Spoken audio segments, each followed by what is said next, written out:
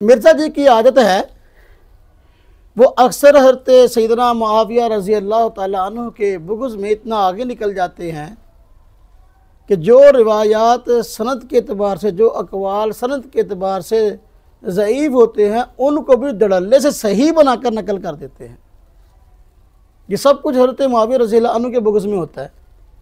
चुनाचे आप ये देखिए कि उनका ये रिसर्च पेपर हमारे सामने है, वाक़या करबला का हकीकी पस मंज़र 72 सहीहुल असनाद अहादीस की रोशनी में। इसमें हदीस नंबर 2 के तहत इन्होंने मलूकियत के मुतल्लिक़, बादशाहत के मुतल्लिक़ हदीस नकल की है और हज़रत सफ़ीना का एक कौल नकल किया है।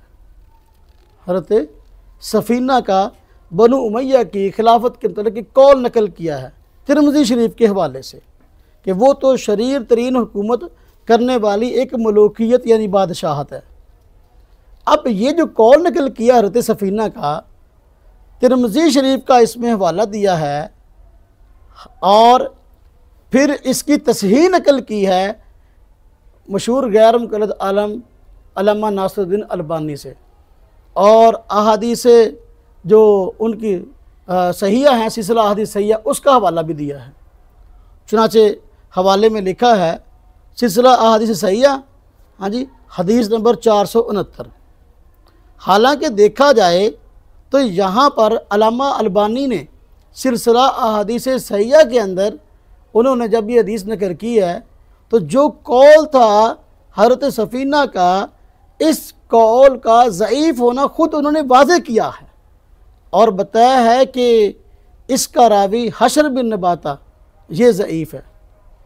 अब मिर्ज़ा जी को देखें कि वो अपने इस पम्फलेट में हवाला देते हैं हज़रत सफ़ीना के इस कौल का और अल्लामा अलबानी से उसकी तस्हीह नकल करते नज़र आते हैं, लेकिन अल्लामा अलबानी ने जो इस कौल की तज़ईफ़ की है और उस कौल को यहाँ नकल नहीं किया, उस कौल को छुपा गए हैं। यही मिर्ज़ा जी की ख़यानत है कि वो किसी मुसन्नफ़ से किसी किताब का हवाला ज़रूर नकल कर देते हैं, लेकिन उसमें जो बात अपने मतलब के ख़िलाफ़ होती है उसको खा जाते हैं। यहाँ मिर्ज़ा जी ने हदीस नंबर 2 के तहत हज़रत सफ़ीना का ये कौल नकल किया है, लेकिन इस कौल का ज़ईफ़ होना अल्लामा अलबानी ने अपने सिलसिला अहादीस सहीहा में नकल किया। मिर्ज़ा जी ने सिलसिला अहादीस सहीहा का हवाला दे दिया, लेकिन उसका ज़ईफ़ होना जो अल्लामा अलबानी ने वाज़े किया था, उस ज़ईफ़ होने वाले कौल को उनको छुपा गए। ये मिर्ज़ा जी की ख़यानत है और बहुत बड़ी गड़बड़ है।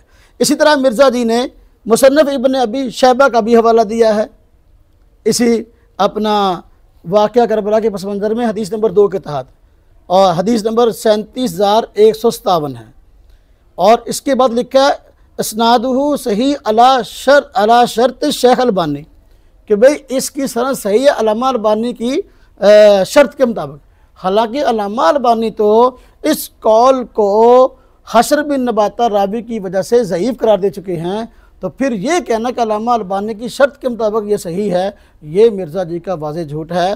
तो मिर्ज़ा जी हज़रत मुआविया रज़ी अल्लाह अन्हु के बुग़्ज़ में ऐसी रिवायात नकल करते हैं जो कि खुद ज़ईफ़ होती हैं और उनको सही बना के नकल कर देते हैं।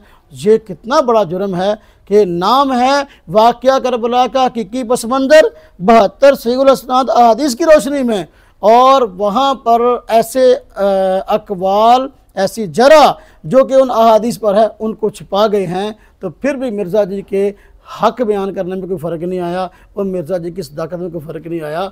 हालांकि ये कितना बड़ा फ़राड है जो मिर्ज़ा जी जो है वो बंद कमरे में बैठ कर लोगों के सामने कर रहे हैं।